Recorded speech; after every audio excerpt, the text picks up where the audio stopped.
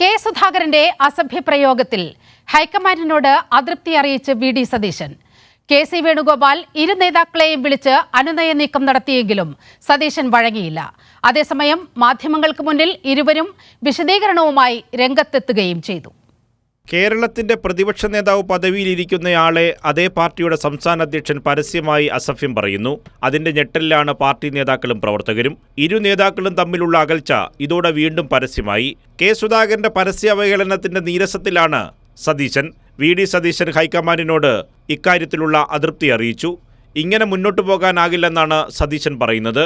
എന്നാൽ പാർലമെന്റ് തെരഞ്ഞെടുപ്പ് അടുത്ത സാഹചര്യത്തിൽ ഇരുവരും പോര് ഒഴിവാക്കണമെന്നാണ് ഹൈക്കമാൻഡിന്റെ നിർദ്ദേശം. കെ.സി. വേണുഗോപാൽ ഇക്കാര്യം ഇരു നേതാക്കളെയും അറിയിച്ചു. ഇരുവരും ഒന്നിച്ച് മാധ്യമങ്ങളെ കാണാനും നിർദ്ദേശം നൽകി. പക്ഷേ ഒരുമിച്ച് മാധ്യമങ്ങളെ കാണാൻ ഇരുവരും തയ്യാറായില്ല. എല്ലാം അവസാനിച്ചെന്ന് മാധ്യമങ്ങളെ ബോധ്യപ്പെടുത്താനായിരുന്നു ഇരുവരുടെയും ശ്രമം. സതീശനും ഞാനും തമ്മിലൊരു അഭിപ്രായ വ്യത്യാസമില്ല. അദ്ദേഹത്തിന് ഞാൻ കാര്യങ്ങൾ ബോധ്യപ്പെടുത്തിയിട്ടുണ്ട്.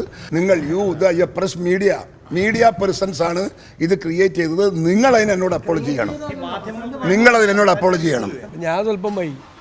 അപ്പോൾ പ്രസിഡന്റ് ചോദിച്ചു ഇവൻ എവിടെ പോയി കിടക്കുമെന്ന് ചോദിച്ചു. ഇത് നമ്മൾ സഹപ്രവർത്തകർ തമ്മിൽ പറയണല്ലേ. നിങ്ങൾ അതിൻ്റെ അപ്പുറത്ത് എന്താ ഉള്ളത്? ഇവൻ എവിടെ പോയി കിടക്കുമെന്ന് ചോദിക്കും. നിങ്ങൾ വരുമ്പോൾ നിങ്ങളുടെ ക്യാമറമാനെ കണ്ടില്ല, ഇവൻ എവിടെ പോയി കിടക്കുമെന്ന് ചോദിക്കില്ല. അത്രയേ ഉള്ളൂ.